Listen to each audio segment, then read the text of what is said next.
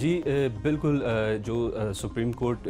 ने जो जीआईटी बनाई थी, जीआईटी ने वॉल्यूम 10 में जो कि पहले इसको पब्लिक भी नहीं किया गया था और नैब के हवाले भी नहीं किया गया था। उसमें अब जो जब कल ये नैब के हवाले किया गया तो इसमें हमें जो ज़राए हैं नैब के उसे मालूम हुआ है कि इसमें बड़े अहम इंकशाफात किए गए हैं शरीफ फैमिली के हवाले से। इसमें जो नवाज शरीफ हैं और उनके ख़ानदान के हवाले से ये इंकशाफ किया गया है कि इस फैमिली के 21 ममालिक से ज़ायद ममालिक में ये कारोबार कर रहे हैं और अरसदराज से ये कारोबार चल रहे हैं, जबकि